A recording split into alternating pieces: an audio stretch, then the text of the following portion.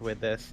Anyway, You have some hooks? this is Style and Direction, and we're going to start off with the first part of the show where we talk about our followers' outfits, or not all of them, because there's 2,600 people in here, but we only got like about 20 people who submitted.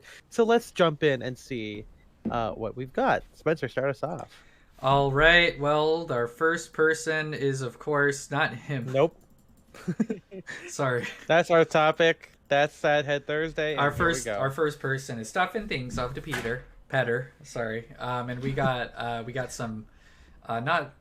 Is this is triple denim, but not in the places where you'd expect.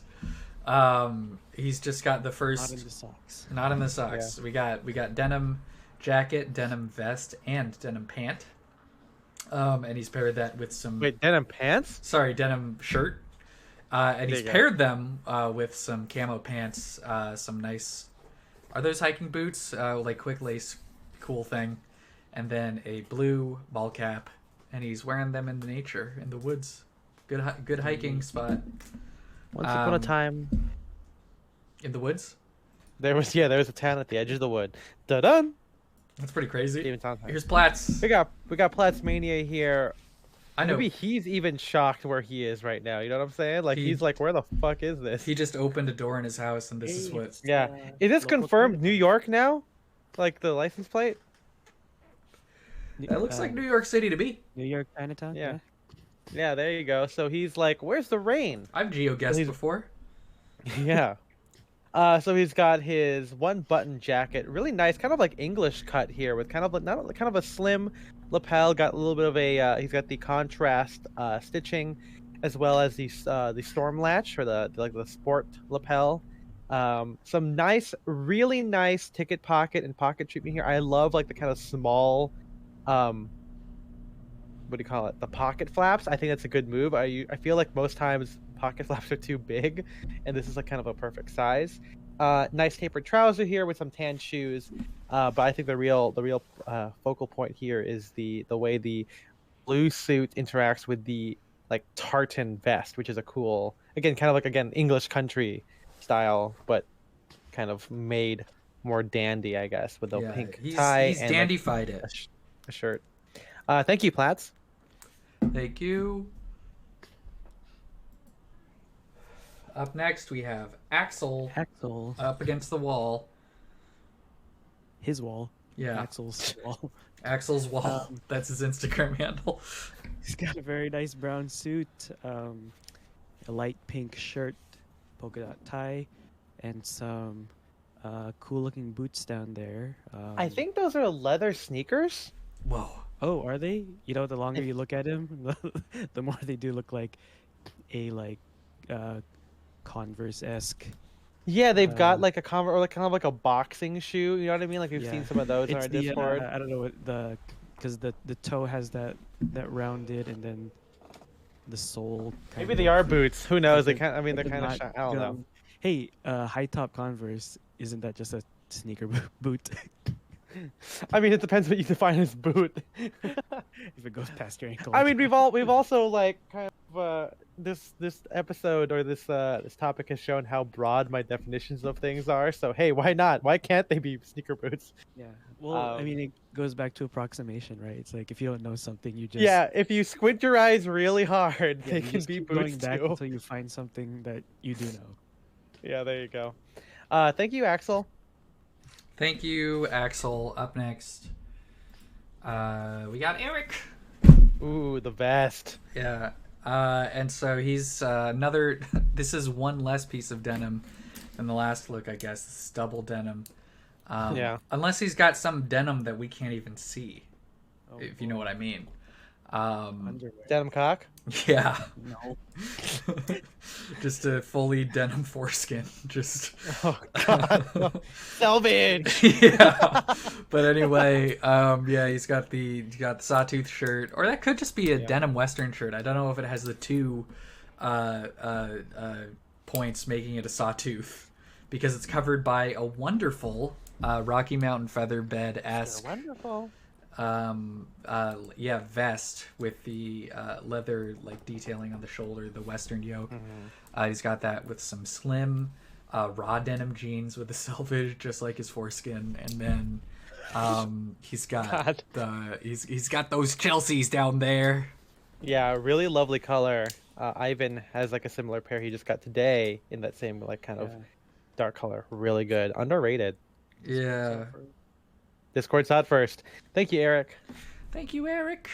And up next, We our got first Un Voyage. submitter, I guess. Yeah, Un Voyage Tutorial here. Kind of doing his interpretation of Ivy. This is pretty important, you know, for our topic today. Kind of, you know, cinematic dressing, character dressing, whatever you want to call it. Character dressing is probably better, but we didn't come up with that till later or midway through our episode. But yeah, navy jacket, nice button-down collar shirt, gorgeous like rep tie. Kind of love like again, I love like darker and you know, non-traditional rep ties. Not that this isn't traditional, but like it's not like the Brooks Brothers #2 rep, and it's not like the typical like just blue and red like block stripe. So it's really nice here, pretty versatile, with not flat front Cheetos as an Ivy guy would do it, but with chino Gurkhas. Kind of giving it like a military spin here, kind of more visual interest in the waist and thigh area due to the pleats enclosure. The white socks and the suede penny loafers finish off the look. So really nice. Really Very nice. nice. My wife. Mm-hmm. I lost it. Yeah, he's next. And then we got Mr. Real Folk Blues. Real Folk Blues coming at us from Uniqlo. Uniqlo, Indonesia. Forgot what my next joke was, but anyways, he's got a nice denim jacket, a denim submitter today. Dark gray or black t-shirt underneath that. Some brown camo trousers, and then some black black tassel loafers. Very good, very nice. Thank you for the camo representation today. Thank you, Folk Blues. Mm-hmm. Okay, up next. We got Dan. And he's got a cozy at-home outfit with nice chunky sweater, blue OCBD, some jeans, and knee sharks. And it looks like this is an old photo. So let me welcome you to the Bald Brotherhood. I was like, what do you mean an old photo? And I was like, yeah. Yeah. He's so We stand the Bald real. Brothers. Yeah, there it is. I said it now. But thank you very much, Dan. Now we got Granger. We got Granger. Really, I like this. This is another good example of what I'm talking about. Kind of like guy has to put on a sport coat is kind of a character, and you can kind of, you know, maybe you can add some narrative, cinematic storytelling here. He's got a drink of coffee. He's on his way out or something. I don't know. So he's got the red beanie, a plaid sport coat, really nice colors all together, honestly, with the kind of ecru or maybe like faded khaki shirt. Got like a brown scarf, some nice like gray brown cords, it looks like, and then sneakers, which, I mean, I love, like, again, the ecru color with like the black like sole, or like you kind of see like a little bit of the sole in the front. Kind of reminds you of the beloved deck shoes that none of us own yet. But So we will beloved. someday. Clutch Cafe London now sells them. Yes, they do. That's Yeah. right. We will look at that later. Maybe we'll look. And up next we got Philip Gregard. Ooh. Philip. Is this MJ's turn? Yeah, it's MJ's Okay. turn. Sorry, I'm playing Yu-Gi-Oh on the side. Nice. Are you winning, son? Starting from the top, he's got a very nice navy beret up there. Very good. Can't tell if that's just a plain white shirt or if there's a hue, a tint to it. But he's got that with a very nice blue dotted tie. And then overall, all of this is his navy suit. Brown boots at the bottom there, white socks, looking cool. Yeah, pair boots, the Chambords. Pair boots. No, actually, are they Chambords? preview. No, they're the Avignons. No? Okay. They're those. Looking somewhere in the bottom right corner, but looking good regardless. Thank More you, like Philip. looking good regardless. Greg. Philip regardless. There you go. Yeah. That's his new name. Okay, up next we got the Duke himself, and he's in a bathroom.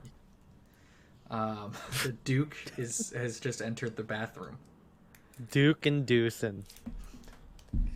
That's right. But he's got I like this look a lot. We got the navy blazer with the camo pants, rep stripe tie, OCBD. If that's an Ebbets hat, it might be the. It's the Cedar Rapids one. Oh, Cedar Rapids. Okay. Okay, I get it now. Yeah, it's a really good OCBD. Honestly, look at that. Yeah. Look at that. Not did the he say color and did he tie say where it's interaction. from? Let's guess. Heaven. The devil. God's Came OCBD. from the devil. It's the OCBD-GOD. That's right. That's the book for me. That's the book for me. It could be Jake's, it could be Brooks, and it could be like Spear and McKay. There's so many possibilities. But up next we have Dempsey. Up next is Dempsey Holloway, another tonal look similar to Granger, but in a much more, if we're talking about the different archetypes, like rakish, refined, this is very refined. So you've got the Camel DB 6-on-1, very interesting style, with like a purple striped shirt and tie, kind of fun there. I love wearing purple. I love wearing purple. Yeah, brown trousers, and then the light suede Belgians. And there's that chair that's always out there, a little lonely chair. I'm a lonely chair. Why is the chair so damn lonely? Because it's a virgin. Oh no. No. The Great Gazizi. Oh my god, this is so good. He's got we're gonna start from the bottom with this one because he's wearing his opera pumps and he's wearing those casually with white socks and selvage jeans. A very cool move with what looks just like a black. Is that I think that's just a crew neck or maybe a roll neck, but a black sweater. This is the look I've been wanting to do my entire life when I get opera pumps, man. Like, this is amazing. You gotta get them just so you can do this. But yeah, it looks good. I love the casual opera pumps. It's always a good look. Yeah. Ooh, MJ, take it. Connor Fowler. Watch us grow. Yeah. What are they talking about? We don't know. That's for you to figure out. Yeah. He's got a nice fedora in brown up top, matching his bow tie, looks like. Brown jacket and khaki slacks. Can't get a very good visual on the shoes. They're brown. Look, suede. Yeah, they're suede. And with gray socks. Yeah. His khakis may be slacks, but he's not slacking. Thank you very much, slacking off Connor. on the fit. Thank you, Mr. Connor. Ooh, here we go. That's Sammy. Yeah, so Sam talks style. He's here in the flesh with a really great double-breasted suit. I love the pants on those, the very clean lines. He's got it. I can't tell if that's like a 4-on-1 or 6-on-1, or if he's just wearing it fully buttoned up or buttoned to the bottom. But either way, the fit is spot on, sir. And he's got that with an OCBD. Cool move to do an OCBD with a foulard and foulard. And I think I covered it. But yeah, good stuff. Good God. Yeah. Thank you, Sam. Let's go next. Thank you so much, Sammy. We got Daniel Gestry here. Man, he's been kind of representing the rugged stuff for SAD for like the past couple of like weeks. He's been doing some leather jackets last time, and this time we see a chambray, or no, it's denim shirt, I believe. I think those are snaps, with some military fatigues and some nice boots. Man, he's got two nice boots right there. He's got the ones he's got on in that like chili color, then the brown ones right by that table, I guess. You'll figure it out. You know what they say? Yeah. There's always two pairs of boots. The ones you got on, and the ones you got right next. And the ones but I you got own a right four. next. But I own a 4. No, you don't. You own 2. Everybody only owns 2. Oh shit. That's the rule. Okay, but thank you yeah, much, Daniel. I was gonna say he's got a cool web belt, but also it's fine. Thank you, Tio. Let's go to Tio. I guess we should talk to Spider-Man about that. Tio Venice, bringing us a classic combination: white shirt, navy jacket, khaki trousers, and the infamous sharks. Yeah. Wish we could see your top and lower portions. Wish I could see some top too. But not on this website, I guess. But thank you. See some sloppy toppy. Okay. Alright. You know, do you think there's a lot of sex that happens at circuses because it's called the big top? The biggest top. Yeah. The ringleader? Well, I mean, there's a ring We around. call it like the wet top or something. Only when it's a water circus. Anyway, thank you, Tio Venice, and thank you to everyone who submitted the fits for SadHead Sunday. Just kidding. Well, I guess thank you for those people too, which it hasn't been SadHead Sunday for like 2 months, so almost 3 months. But if you guys want us to talk about your fits and give a little shout out on our streams, be sure to submit your outfits to our Instagram before like 7 p.m. on Thursdays. And now we're going to go into the topic of the evening. We started a little early, so I don't know if we're going to end our stream early. We'll see where the stream goes. Maybe the people in the chat will have some great ideas. But the what? Oh, sorry. I'm texting news business. Oh, nice. Yeah. We are going to be talking about cinematic dressing or character dressing, whatever you want to call it. I see it as cinematic dressing. But it is a topic that we discussed on the podcast this past week. It came out on Sunday, but you can listen to the episode on any podcasting platform. I also wrote a very long essay, which is just a scramble of words, a word scramble, if you will, on the blog, which kind of goes into my thoughts on it, which are plentiful. But there's also a lot of pictures there, so if you guys want to check it out, and we're going to kind of do our follow-up discussion now, so you might be lost if you you're gonna it's jumping in right now. To quote a cinema thing, it's like you are jumping into Avengers Endgame and you haven't even seen Thor: The Dark World. So that's what's really funny is lost. What's really funny is that I keep talking about how Dan, meta you're not I think late. about... You're just in time. Yeah, like the movie In Time. I'm gonna keep talking about movies. It's a cinema episode. Also, In Time has been like the running joke of the entire podcast. Yeah, it's the secret. There's like a handful of like reoccurring references. There's always there's Borat, right? Of course, there's always Borat. I'm trying to think of like movie references. Okay, so you got Borat, you got In Time. What other movies do we continually reference? I mean, all the movies we talk about Gatsby a lot. Yeah, there's Gatsby. I mean, there's I Love Los Angeles. There's also Gangster Squad. But anyway, what was I gonna say about this? I was gonna say something. Anyway, Spencer, put up the article in the background so we can just have it on for us. Just have the title. A little bit of rest. Bond movies. But anyway, there you go. Movies. Just have that header right there. Ba-boom. Ba-boom. There it is.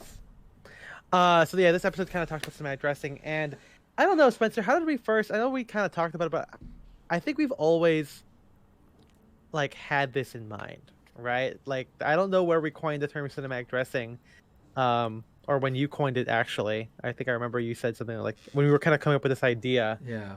You kind of said it's like cinematic. We didn't. Because again, we didn't coin it because I think. If anyone, I guess Ralph, because he did an article where he uses those exact words. I think they had. How old was that article? I mean, that was from like maybe 2019 or something. But I don't know. Okay, Ralph Lauren is old. He's an old man, so I assume that he's been doing it for a while. Right. But I mean, I think this like as we talked about in the podcast, I think this comes from we both watch a lot of movies, and we both we're both like interested in kind of like the inner workings, the costuming designs, but also like the kind of like behind the scenes, or how like the like what they're how they're thinking about making the movie, And so I think that's just kind of where this comes from. It's just like a similar mindset. I mean, hey, there's Abed of just Yeah, of just I like, was just filtering things thinking through of pop filtering culture, everything through it. and then Yeah, kind of like, breaking everything down into its bare and of essentials.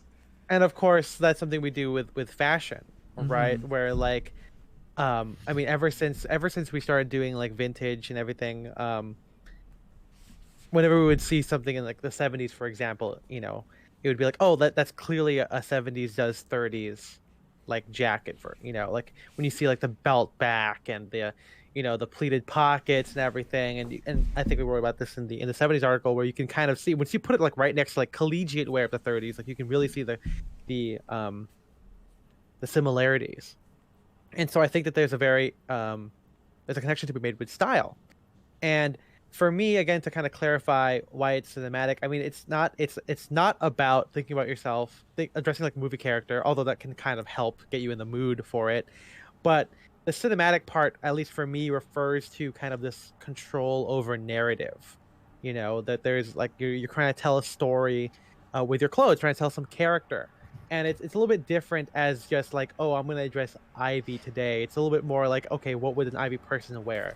And it could be also be semantics as well, but it's, to me, that's cinematic. And I think the reason why I started it with Abed is because that like idea of tropes, um of subverting and themes and everything is, when it's filtered through pop culture or pop or media, it becomes cinematic in itself. And it kind of just reminds me of the episode I saw today at lunch, which was the episode where Abed does the film about Jesus, and he thinks that he's Jesus, and makes a movie about a filmmaker trying to make a movie about Jesus, and then determines that he is Jesus at the same time.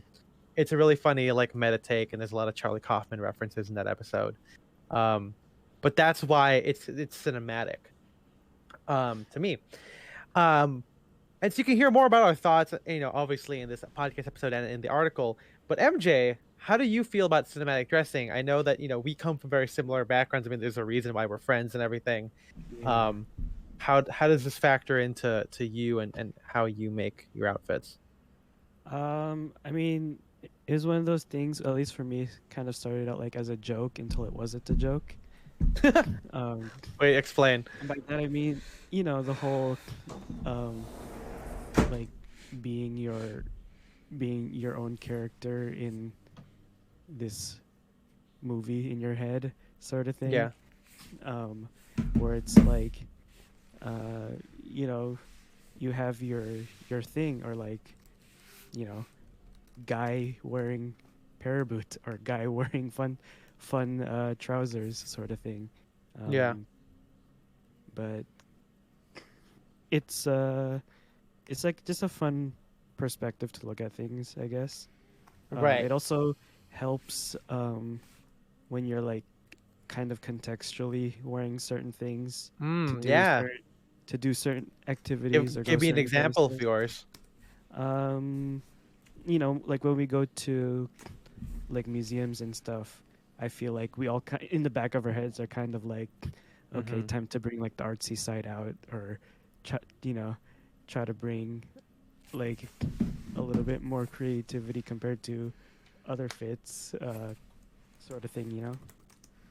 Yeah, I think one of the big factors in this, especially for where my style is involved here, is I don't really have a lot of real life context. Like I know that MJU work a retail job, so obviously there's a little bit of, you can't be a free like freely cinematic, You so to have to, speak, yeah. right? Well, you could be any character as long as they have a third piece.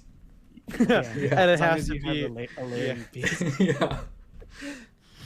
I mean, it could be. I mean, there's a topic I want to bring up later about like the theatricality of like what makes something cinematic, because that's a pretty good point that someone a critique someone brought up in my I mean, comments. Dan just had a good Um, comment that kind of is like that. He said that cinematic to him means less in reference to movies and more as though it's part of a movie, which I think that's also kind of a good way to think about it. Every time we see somebody dressing, I mentioned a very wide aspect ratio and special effects and handsome characters. You see, um my issue with this is that that's not every movie. You know, not every movie is like a theatrical or blockbuster or a big budget Oscar bait kind of a thing. like, there are movies that have like two characters. I mean, like we referenced My Dinner with Andre, right? Which is a big movie. I mean, I haven't seen it, but I've like seen the clips of it on YouTube of what I can. I should find out where it's streaming just to finally watch the damn thing. Yeah, we can But watch it tonight. but it's the idea, right? Where like even this idea of two people eating dinner and talking about the New York scene, the art scene, or whatever in New York, is a movie. And that to me was so like that idea of like this kind of normal, like these normal guys who are like everything is still so considered behind this movie of two people that takes place over 2 hours of them just talking. It's still cinematic to me. So I understand the idea that like when for example, the guy in my comment or in the blog comment said like kind of similar to Dan, where you need some kind of element of theatricality. It needs to be very big, which is why he said that Jay Muser, Fred Castleberry and Ralph Lauren feel more cinematic than say the Jay Muser stuff. But I guess I don't see it that way. Maybe because I look at things in the meta, like Abed. But like like when I look at Jay Muser, I'm like, okay, well this is like in the Jay Muser world, right? They went on vacation to Mexico. Cinematic universe. Yeah, exactly. And it doesn't have to be as stylized as like Fred Castleberry, which is very, there's nothing wrong with being over the top, but there is like a very clear in your face narrative that he literally inserts into his content, which is great. But then you have like the kind of more understated side, like documentaries are movies too. And like for me, like again, like Spencer and I and MJ made fun, dumb movies as kids. And yeah, obviously it's not a big budget thing. It's definitely not the same thing we would make today if we were given the money to make a movie. But I feel like getting into that mindset of like, okay, this is the world I want. It could be like, for me, a video of my friend going to order donuts and having a freak out in the donut shop. That's a reference to something that no one will ever see. Or it could be like my version of what Heroes was, which I made when I was in high school. And so all of these ideas of just like, cinematic ideas to me is just, again, controlling the narrative, controlling the world, and kind of exuding what you want within it. It doesn't have to be big. What do you think, Spencer? I mean, I don't know. I think that even if a movie only has like two characters or something, or if it's like kind of, I don't know, like it's a small scale story, etc. I still think that like movies, I don't know, there is kind of like a bigness about them. Like this is gonna get very like, classic like movies versus TV, but now everything is kind of like more flat, where everything just kind of looks the same. But yeah, 15, 20, 25 years ago, it was like much different, where I think you can look at exactly. Any movie from like 2005 and any TV show from like 2005, and it's just going to be completely different. And there's like there's like even like like an Altman movie where it's just like a lot of overlapping dialogue and two characters in like a restaurant or something for a little bit. There's still some kind of big about that. And it also could be that like movies are typically watched on the big screen. I mean, but yeah, maybe like the wide aspect ratio and special effects, but I see what he means. But yeah, I guess, I mean, because to me it almost seems like to be a character, to do any kind of that mode of dressing needs to have something kind of extra to it. But that's kind of out of the realm, right, of clothing, right? Like I think like you can dress like Ralph Lauren and take a regular fit pick, and it if this is the case, it wouldn't be cinematic, right? Because I feel like we're kind of spoiled by the fact that Ralph Lauren is it's dramatically shot. Yeah. It's there's this kind of everything else around it. So, but cinematic dressing, like you can't compare those two things. You know what I mean? And to your point, Spencer, I definitely agree that that TV and movies today kind of look similar. But like, I would still say like there's something kind of cool. When I talk about brevity, right? But like Marriage Story, right? To kind of compact, like to put this story again, basically 2 or 3 characters, nothing really happened, no special effects, into a I guess if you watch it on Netflix, yeah, it is like, kind of like TV nowadays. But like, there's something different there compared to like Scenes from a Marriage, right? Which is like a 5-part or 6-part series, right, with Jessica Chastain and Oscar Isaac. It's still, there's something different about movies. Mm-hmm. But anyway, my point there is that like even small things, again, comparatively speaking to blockbusters or whatever, big budget, it can still be cinematic, and that's kind of what my point here was. Um, Yeah. and I feel like it gets kind of like if that's the case, it kind of gets lost. Like my point of adding like Ralph Lauren isn't that it has to be big. It's about the control. Mm-hmm. And maybe this just means that everyone needs to share the context of their fits on social media, right? Well, because I think yeah. the one thing that everyone agreed that cinematic dressing involved was creating like an entire like aesthetic Persona. world, or Oh, like yeah, okay, creating a world for yourself, which is I think what Ralph Lauren does very well. Yeah. I mean, I don't see it as muddled because it's not. I mean, I wrote it, but it's one of those things where like the aesthetic world, like what happens to a lot of these people, I think, is that don't have the people aren't aware of how much control they have over the world. I'm a very big proponent of like agency, and I get that it's the point I was making earlier is that obviously Spencer has to go into the newsroom, right? MJ has to go into the mall to work. It is hard to kind of exert this like power. And it's not that I mean I think Spencer, like there are probably fits that we do that are not pretty cinematically driven, right? There are Mm-hmm. sometimes we're on kind of like autopilot, or which is again a future episode on outfit repeating, which we'll Yeah. get to. Um, but I think that it's good to know when you have that agency. Like again, for me, as someone who doesn't have to literally go anywhere for work, I can work in this, what I don't know what this size of this room is, like not even 10 feet by 10 feet, or maybe that sounds small. I don't know. That sounds like a jail cell actually. Yeah, I was gonna say, wait a minute. But I think again, it's like, okay, well, like I have all this power. How can I fill this, right? Cinematically speaking here, and maybe it's one of those things where it only works because I get to do it, where I've said like, oh, my long like button pocket harmony works because I like a longer jacket, like it just kind of works out that way. Like if you have a shorter jacket, it's harder to get button pocket harmony because then the pockets will be kind of weird for you, you know.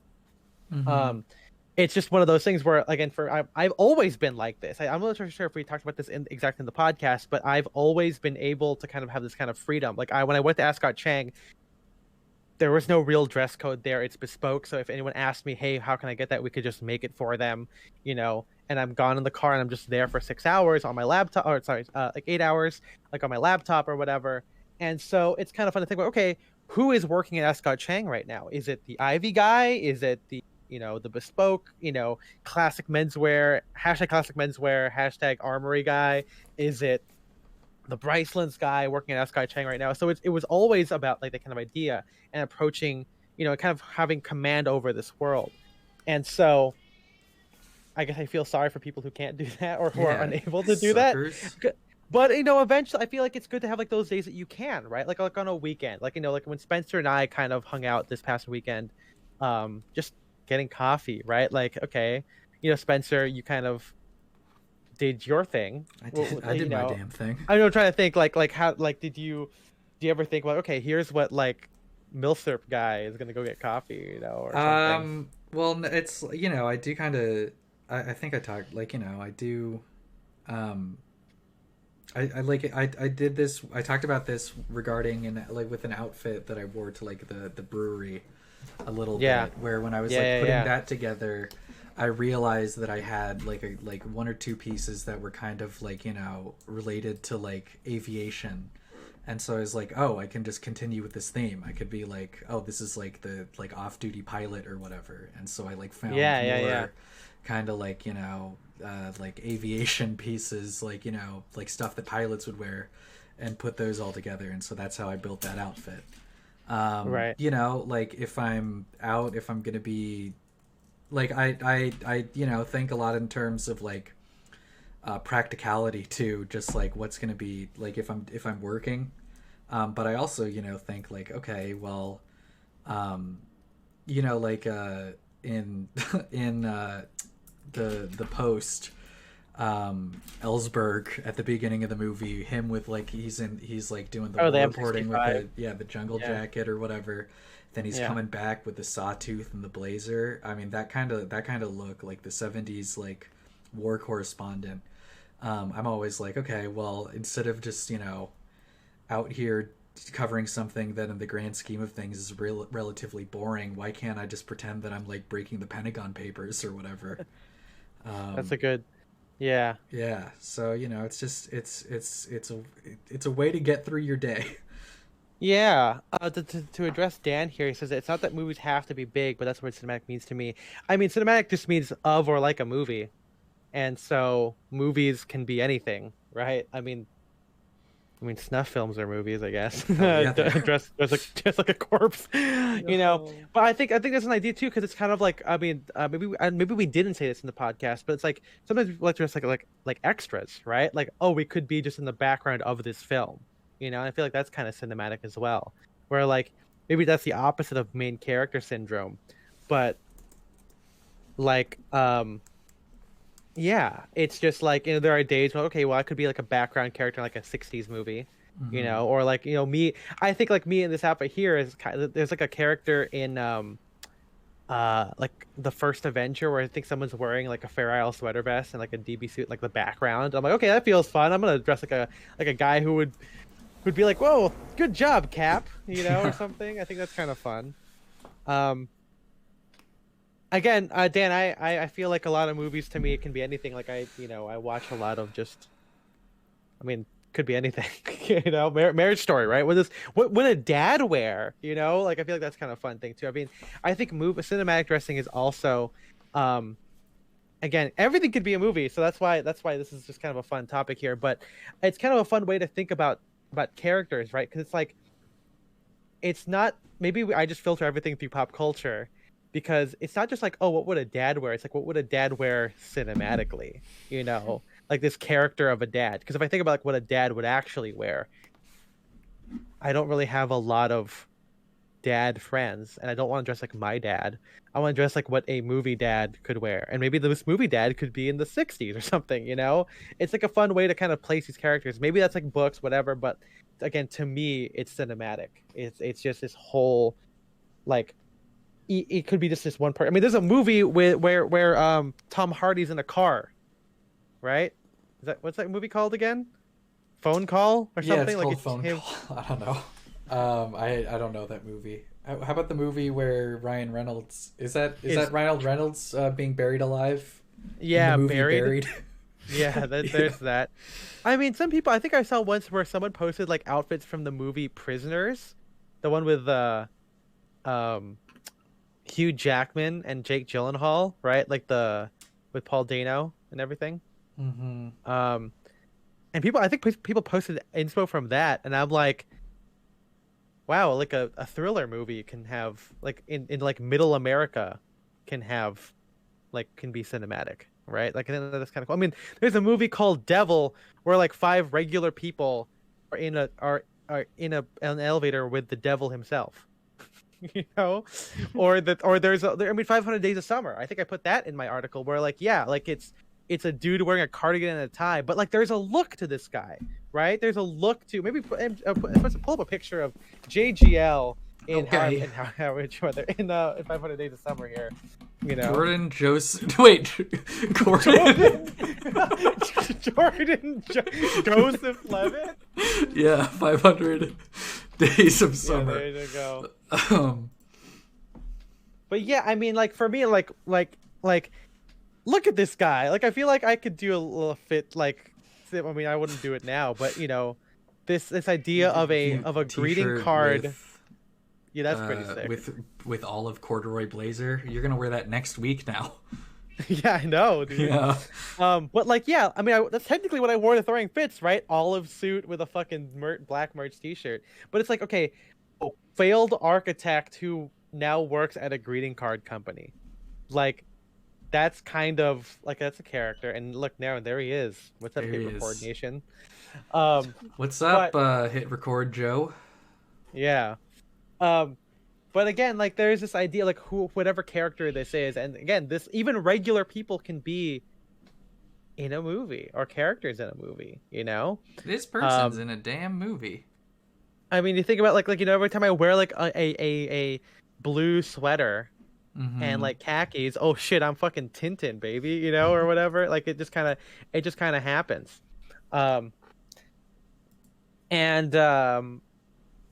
yeah, and it's kind of fun for me also when people kind of like that first image there, I think is particularly great. Some people actually message me said like it's like the perfect image because it's like, yeah, these are like two random characters from different movies taking a picture on set or something, which I think is kind of fun, right? Like it kind of reminds me, I think, when Yul Brynner was like in some other movie and he visited like James Bond, and he's like, I think he's like just, I mean, Yul Brynner was bald. I don't know what movie he was in, but he definitely wasn't in the You Only Live Twice movie, and they were filming at Pinewood in London. And just, yeah, I love this kind of thing where they're just kind of hanging out, two different people. And like, yeah, again, right here you got Spencer kind of doing a There Will Be Blood kind of thing here. And then I've got me kind of like my Euro Ivy, British Ivy, whatever, university student, 1937 kind of a thing. And it's it's cool to see these two characters kind of overlap with each other. And I think it's fine for us, again, I keep bringing it up, but like the freedom that Spencer and I and MJ have just makes it important to do cinematic dressing. Otherwise, how would we decide to get dressed? If Spencer goes, okay, let's go to lunch. What does lunch attire feel like?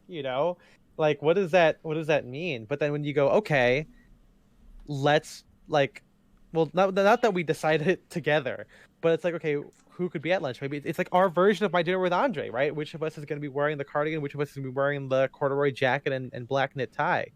Except sometimes it's Western guy and suit guy, or it's milsurp guy and I don't know, merch T-shirt guy. I don't know. But there's a lot there. I mean, but MJ, even then, we could even consider like cinematic dressing for like airsoft, right? Like there's like, what kind of operator are you gonna be? Yeah, it this? dips into the cosplay. Ooh, good cosplay segue. stream. Good segue. Yeah. Oh, here we go. But Part I mean, there there were were some guys that are just disagreements straight- on. there was a guy Yeah, that was just straight up dressed like Ghost the last time, or like the Hold on, I'll be right back. the one before. Yeah. With like the gray, Oh my god. the gray hoodie. The and gray hoodie, the cargo the pants, the balaclava, and balaclava. baklava. Yeah, I mean, I feel like that's kind of fun to do. And I feel like I'm always kind of cosplaying. I mean, this idea of cinematic dressing just kind of gives it a better word. Maybe not better. It's equally as pretentious, or maybe no, it's more pretentious. Cinematic. I'm not cosplaying. I'm cinematic dressing. But I feel like the mindset is kind of consistent here, where you're kind of, if cosplay can be distilled down again with my wacky mindset of like following tropes to evoke a character, then cinematic dressing falls into that thing. Because I think you can, because people don't always cosplay existing characters. People can cosplay as a made up character, right? Maybe this is something I should have brought up, in the podcast. But like, it's fun to see people like, at Comic Cons or whatever be like like original Jedi, right? Like you get the idea of the robes, but you kind of dye it yourself. You do it kind of a way like it's not meant to be Mace Windu or Obi-Wan or Kit Fisto. Like you're doing something original, but it's still within this world, right? So it's kind of a cinematic dressing idea. Original clone troopers. That's like original clone troopers, original stormtroopers, original Mandalorians that got really big at one time. Yeah, the I mean, yeah, exactly. So you've got all of these kind of variations, and again, I think MJ and I come from like a cosplay mindset. We didn't really cosplay too much, but we kind of dipped with what we could. I wish we had the pictures. Yeah, we were around it, and so this kind of informed this idea of, okay, well, instead of being what Suna would wear to high school, maybe this is like what a gangster would wear to Dapper Day, or and same thing with Dapper Day too, right? Like where we'll talk about Disneybounding in a second, but that idea, like when we go to Dapper Day, it's still Dapper Day is not meant to be just vintage; it's just meant to be dressing up. And so Spencer and I, because to us dressing up was a good opportunity for vintage. Okay, like what which era would we go for? And even then, it would be, okay, what kind of look are we doing? Are we going to do like a 30s resort wear? So like Palm Beach jacket, linen trousers? Are we going to do like Esquire man stuff with like check shirts and pattern ties? Or are we going to do like, you know, high society? So like kind of like a silver tie with like a more plain shirt, club collar, pinned with like a three-piece suit or something. I feel like there's a lot of opportunities there kind of to dip into that. And again, it's like a fun way of framing things. But I think what the issue here is, in regards to like the levels of cinematic dressing, is not just the theatricality part of it, because I feel like that's been kind of already been put to bed, but the idea of whether or not it is a tangible person or how abstract the thing is that you are dressing like cinematically. Shout out Dan, who has a cough. Hopefully he feels better. Yeah, I don't know. I don't know if Spencer is back yet, or if MJ is back, or not MJ. I know MJ's here. I'm here. I don't know Still if here. Spencer, what are you doing, buddy? He's pooping. But maybe we can talk. Maybe MJ can talk about this. Do you think that for cinematic dressing, is it like lesser? Do you think that it is like the inspiration is a real person, like not, aka like not an abstract idea? Right. I mean, it's pretty, I guess, in line. It's just giving it another, I guess, perspective, or like you said, a less. I don't know. Well, I don't know if it is less nerdy of a word than cosplay to Yeah. to describe your perspective or mindset. But I think it's fine. Like we already pull a lot of inspiration from like a bunch of other places and a lot of other styles.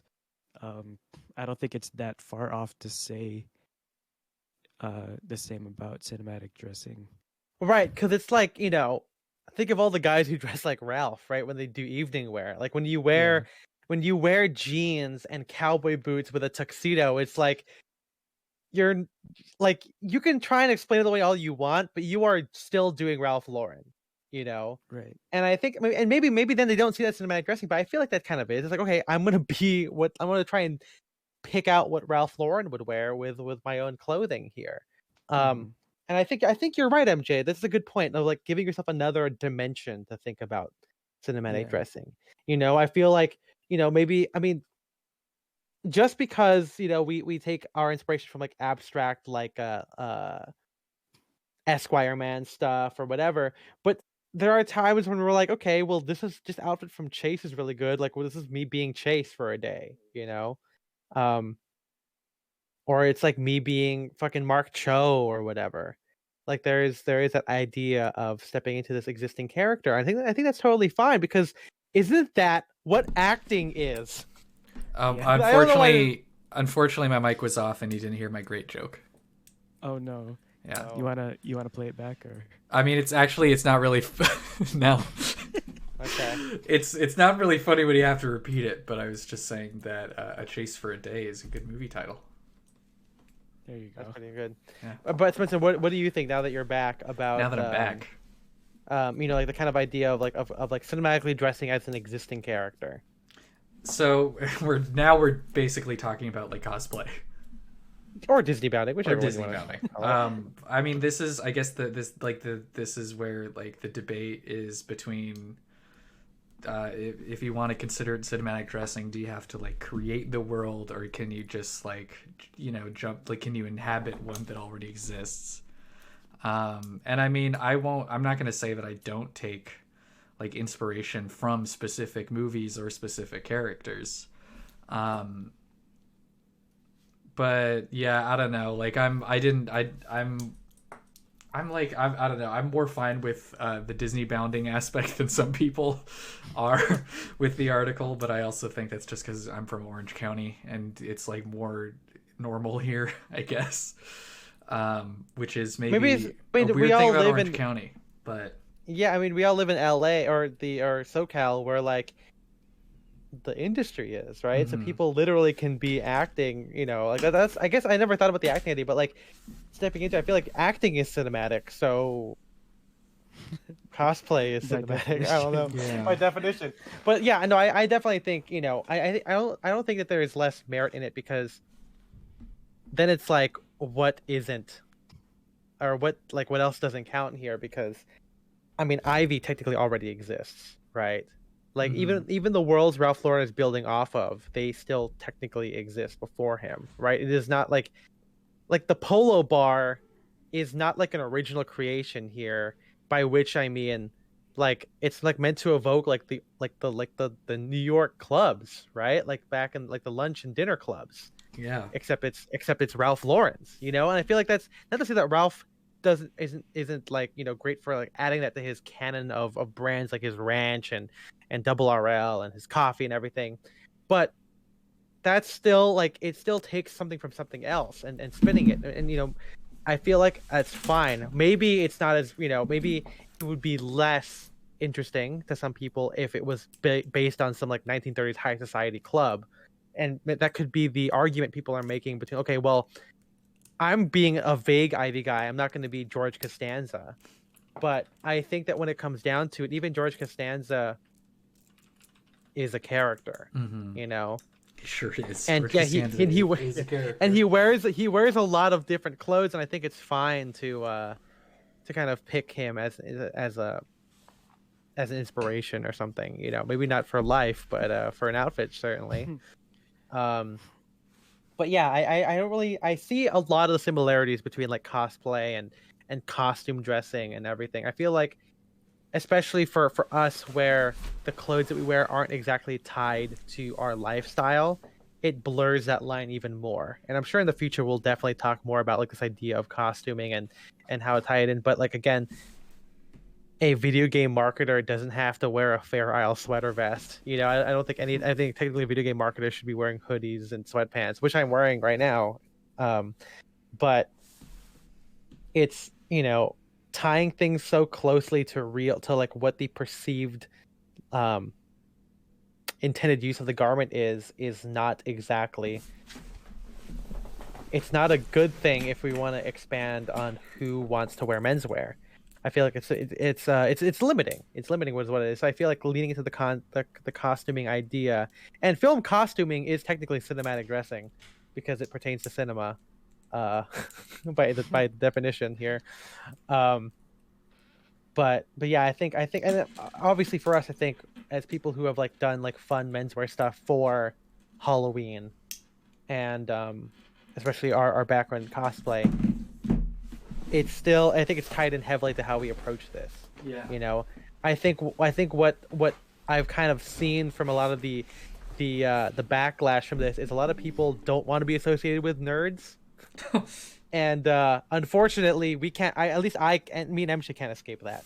Like, so it's something that it's inherent to our DNA here, and I think it's something that we're kind of proud of. Like I don't really hate any of my Disney bands. I think they're kind of fine. I mean, they're not like something I would do now, but that's something that also I've talked about, maybe not recently, but like the idea of like revisiting a Disney band, or our old Dapper Day outfits, and kind of like doing them better. Which honestly, I feel like our Dapper Day outfits are fine. Like they're kind of good actually. um, um, like I remember like my first one with the blog, I think, was me wearing a three-piece peak lapel suit. I think you were wearing peak lapels too. I think we were all wearing We peak all got lapels. the Spencer, remember? peaks. Yeah, Yeah. Tim was wearing my other jacket Tiny too. Tim. He is shorter than me. I Yeah. might have seen him today. I'm not sure because Yeah, he lives in Burbank now. I mean, or he lives in the place that's not disclosed. um, but yeah, no, I think this kind of idea of being nerdy is kind of inherent to the point here, and I think that's why, you know, we attract the people that we do. Um, like most of the people, most of the positive responses I got to this, the people who like get it immediately are people who are very nerdy, who are like really big into fandoms, and have no issue with like cosplay or showing support for the fandoms. And I think that's kind of important here, where like, again, if that's the definition for me for cinematic dressing, then it's like, okay, well, I'm gonna be the guy who's like in the world of drakes or who's a fan of drakes, right? And so, and here's what he would wear. And then cue the cotton suit with purple socks and suede tassel loafers or something like that. Or more specifically, desert boots, right? And so, like, embracing that idea is kind of silly, and movies can be campy too, right? Like, there are silly. I mean, I love Captain Underpants and SpongeBob. You know, like those are cinematic masterpieces, if you ask me. But yeah, no, it's like any opportunity is kind of cinematic to me because I think it's not. Otherwise, what's the opposite? Real life. Boring. Boring. Normal is a setting on a washing machine. That's so right. Again, if anyone in the chat has any points to make, we'll gladly address them. So keep going here. I remember the one time Spencer, when he dressed up as Andrew Ryan for Halloween, and that's kind of a look like yellowish DB with like saddle shoes and khakis or whatever. Yeah. Hey, look up Andrew Ryan. Let's see what he wears. Let's see what Andrew Ryan wears. Would you kindly? Hey, would you kindly? What if he sounded like that? I wouldn't listen to him. What if he sounds like that in the Netflix movie? Oh yeah, do we know who's playing him? Tom Hanks apparently. That's a lie. Is there a lot of Tom Hanks bad guys? This is such a. What are you talking about? Tom Hanks would be the perfect choice for playing a live-action Andrew Ryan. You have no idea what it takes to be a casting director in Hollywood, kid. Sorry to take us a little bit more off. Sorry, a guy from 9gag. Yeah.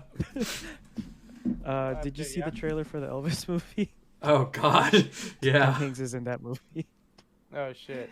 He's Elvis's promoter. Yeah, he looks so weird. Yeah. He has fat face in it. Yeah, he's wearing a fat. And he's like, So here's Andrew Ryan in a Hollywood jacket. Is that a Hollywood jacket? I can't tell what this is. It's a two-tone jacket with a two-tone shirt. He's like wearing. It looks like. But his standard outfit from the first game is just brown DB with a like a tan shirt and brown tie. Oh no, my headphones just died probably. No, they're back. Come on. No, we're here. We're just taking in the brown. Man, look at that inharmonious button pocket in that one right there. Yeah. This artist does not know how to draw suits. Sorry, guys. Also, like the jacket's so short. Oh, you got this Wrong guy cosplaying. Yeah. See, again, it's not the color; it's the DB that makes it outfit. Yeah. Let's look at Andrew Ryan cosplay. Oh, look up just Bioshock cosplay. That's scary. I don't want to get scared. So yeah. That's just Johnny Depp. He's not doing cosplay. You can't just really look at a guy with a double-breasted suit and like a mustache and say, "Oh, that's Andrew Ryan." What's his name? What is this? What is this supposed to be? Is this like the? Oh, that's because that's his son. Oh, that he hates. Well, no, you played the first. You played the first game, right? I watched the video. Well, yeah. So that's his like lab baby because he's like you can tell it's the protagonist because he's wearing the cable knit.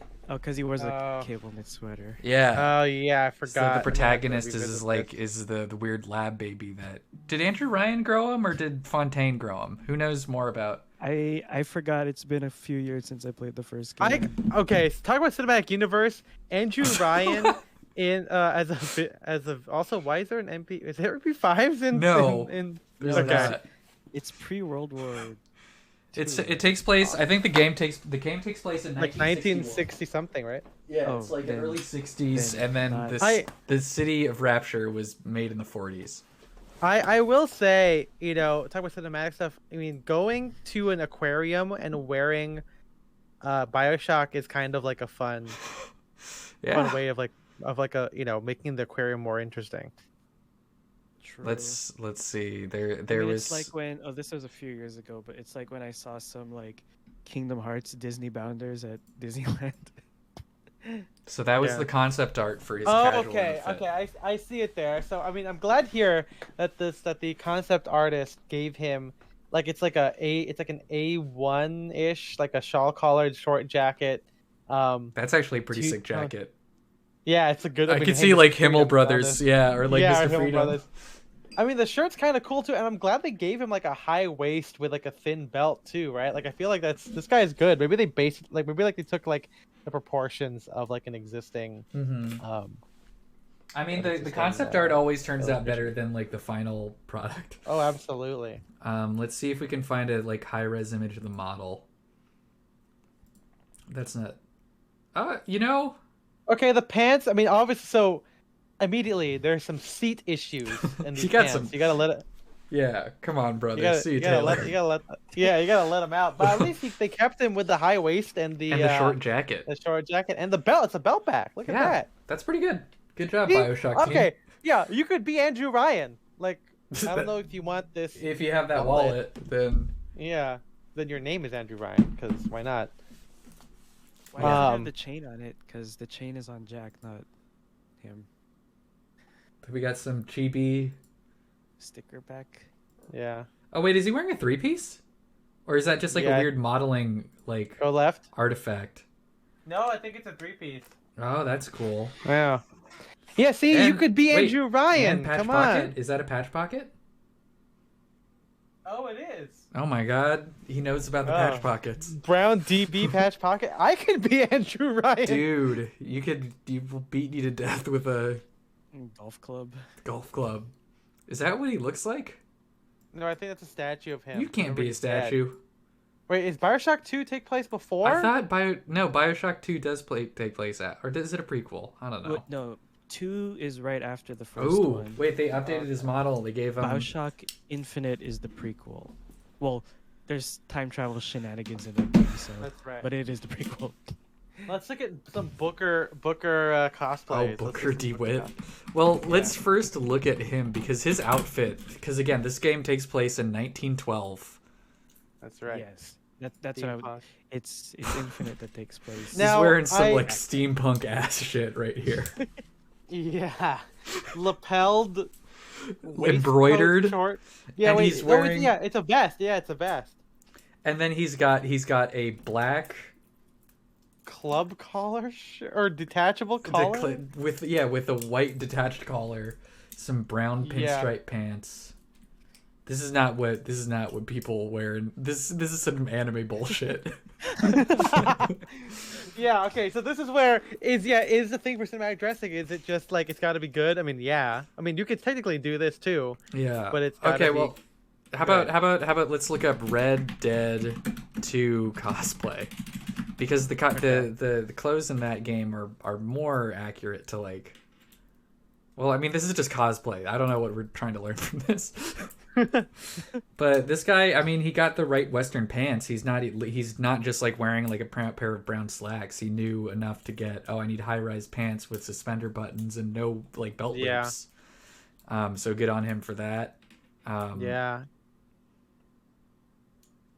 That's not cosplay. That's real life. How about a Walt Disney cosplay? How about that? Oh God. Is there gonna be a picture of me? No. That'd be funny. That Mickey's too tall. The Mickey, like the blank expression on Mickey's face is hilarious. Not looking in the same way. He's looking the wrong way. Oh, we got a net Oh, that's kind Funicello of fun. cosplayers. Yeah, That guy's creepy. What? Which? that's kind of mean. Sorry, guy, but There's man. Oh, that one's awesome though. That one's great. My biscuits are burnt. Yeah, wait, is that like it's got like a Lee or something? That's not good. Yeah. That one's kinda... Oshkosh bagosh. Oh, I love it. It's not BMO. What's the fuck? What is his name? Baymax. Yeah. Pete Hornberger. Oh man. Oh, is that That's is the that voice John? actor, yeah. No, but is that Lotso hugging bear behind him? Wait, John what? Lasseter? Is that John Oh Lasseter? yeah, is that a John? Yeah, with a fun shirt. Yeah, or whatever. that's kind of John Lasseter, but Disneybounding. Wait, how about just like a middle-aged guy. John wearing it. Oh, Lasseter? cosplay. Oh I wonder my if God. before cancellation, anyone was like, "I'm gonna dress up like my favorite Disney executive, Yeah. my favorite Pixar creative, whatever." The Google does not want me to search this. It won't You let have me. to refresh it. You have to command refresh it. No, I don't. Like maybe later on you can look up Jessica Rabbit cosplay. You know what I'm saying? Wait, we can't do that on stream. I know. How about Okay. how about Helen Parr cosplay? Oh, hey, Brad Bird and That's kinda John scary. Lasseter. Yeah. Mr. Have you Incredible seen- is really scary. Spencer, have you seen the memes of Mr. Incredible with that weird Chinese game? No? What is it? Okay, I'm gonna show you later. I'll show you later. You can't look it up, but I'll show you later. Oh, look at he's got the matching tie. Oh God. I forgot Coco came And out matching before he pockets got for- before he got canceled. Wow. Kevin Feige. Yeah, Kevin Feige's right there, the Dark Lord. Oh, He's Lord. Okay, well that's enough Um, about Kevin Lasseter. Cosplay. Kevin Kevin Lasseter? Kevin Lasseter. Who's Kevin Lasseter? His son? It's his brother. Well, let's look at Disneybounding now. How about Okay. that? Let's finish this off with some Disneybounding. This is what before that we, is. Yeah. So for those of you who don't know, Disneybounding is when you dress up inspired by a Disney character by using real life clothing. Now, there's kind of a spectrum on here. There's a lot of discourse about this within the Disneybound community. I wasn't in it, but I had friends who were in it. Obviously, it's easy just to wear clothing that matches the colors. But I also like it when you can kind of use what JTR in our Discord, like when you can mix different aesthetics. So, for example, if you get that Stitch picture in the bottom, in the third row, Yeah, sorry, the Stitch picture, Lilo and Stitch. That's a potato head. Hold on, let me. Wait. Oh God! Where are you going? It was right there, and you lost it. It's right here. There you go. See, what I like about this here is that so for those of you who don't know, right? Disney has the resort in Hawaii, right? In Aulani. And so it's fun to Disneybound Stitch, but not just wear like blue whatever. It's like, okay, you got to wear like what it could be, like what you would wear in Hawaii, right? I mean, so, like, again, this is a thing. This is like a thing that you wouldn't know unless you lived in like Orange County or Orlando, which is also in Orange County, and like went to the parks. But the characters have like different costumes for different environments. Like there's yes, they do. Yes, they do. There's like there's like 1930s Goofy or whatever in the California Adventure. They have like I'm blanking on any other example, but they're out there, believe me. I mean, there's like there's Cowboy Mickey. There's also Mickey in Toontown versus Mickey on Main Street, right? Because like the Toontown one is like his classic look, whereas the one in Main Street is like his like tuxedo look. But yeah, I mean, again here, like Disneybounding is kind of like so you're looking at this picture, right? And you see Stitch obviously is done with the girl on the right, the blue dress. But next to her, or on Stitch's left, the Stitch character on the left, our left, that's supposed to be Lonnie. And if you guys remember the movie, Lonnie wears like a tank top. No, sorry, not Lonnie. Fucking Lilo. Lilo wears like a floral top. And here she's wearing like a polka dot tank top with some what do you call it? Like denim shorts. And a sweater tied around her waist, kind of grungy with like in her backwards cap. Like I feel like this is a good example of like regular clothes. Yeah, it might not be. I think it's Island Mini because the hat has mouse ears and it's a polka dot. Oh shit! Pink See, instead and it's not. What are we doing? See, there's so much. See, this is why I think Disneybounding is kind of interesting because it's like, like when you click on one of these like inspo pictures that they do, like those like little like white infinity background with like just stuff that you can get on Amazon. Like, yeah, that's fine. But I think the best stuff with Disneybounding, just like with fashion, is about finding a way to blend real life interests and interests and aesthetics and fashion with the guide of Disneybounding. Just like how if we wanted to do Ivy, I don't think I have very many sack jackets left. And I definitely don't have any like flat front trousers. Everything is pleated, but it's like my way of, okay, I'm setting myself this idea of Ivy, which has parameters, but doing it with what I already like and what it's in my own way. And so, like, you could do the Ivy uniform, khaki trousers, navy jacket. But if you did that in like winter, you could do, okay, what if it was like brown flannel trousers and like a tweed jacket? And then in summertime, it would be, okay, what about like a honey linen trouser? Right? Like there are like, that's why I think Disneybounding kind of educates you to do that in that way. At least for me, because it's like, okay, I could be Mickey, I could be Mickey wearing like red shorts and a black t-shirt, or I could be like preppy Mickey with like red go to hell pants and a black polo shirt, or I could do it now with like my black linen trousers and like a black button up. Here's another example of another couple. Well, I don't know if the first people were couples. That's the one I took a picture. Remember, they're the ones in my Prince Philip thing. Oh, really? How crazy! Yeah. I don't know why I took a picture of with them. Maybe they were famous. I don't know why I wasn't between them, but like I didn't know them. This? Tarzan. Wait, no, it's not. Wait, what is? Okay, that's a costume. That's like you can't just put a potato on yourself and say you're Mr. Potato. What about? Can someone put that in live, please? MJ, put that in live. No, like the image, bro. Oh, well, you can't do it. I got to do with it. Compre image. Give me a second. That's okay. That's costume right there. Like that's not connected to any kind of fashion right there.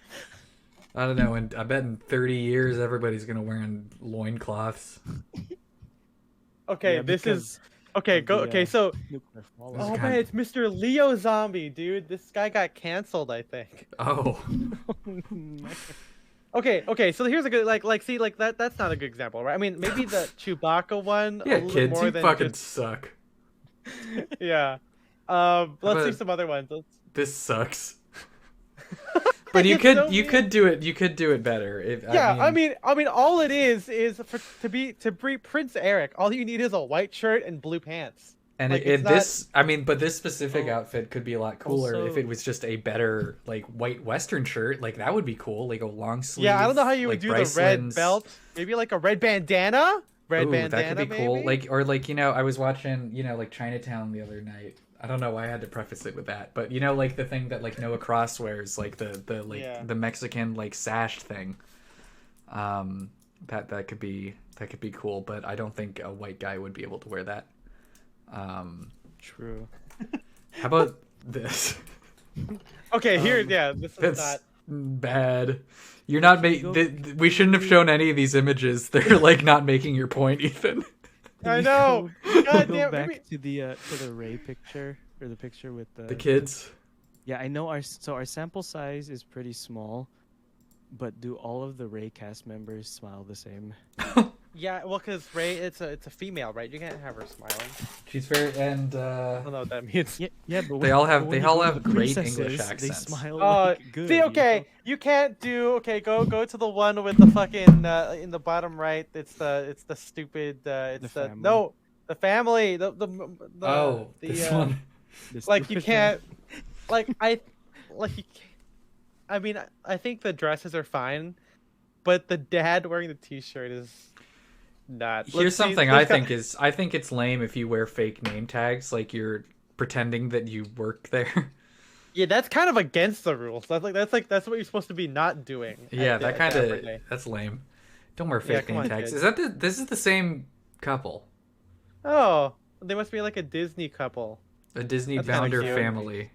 That's kind of cute. I mean, I would do that for my kid. Okay, all right. This is such fucking theater kid shit, man. I know, but this is okay. We're getting there. We're getting there, right? We're like, okay, punk Peter Pan, I guess, kind of theater kid Peter Pan.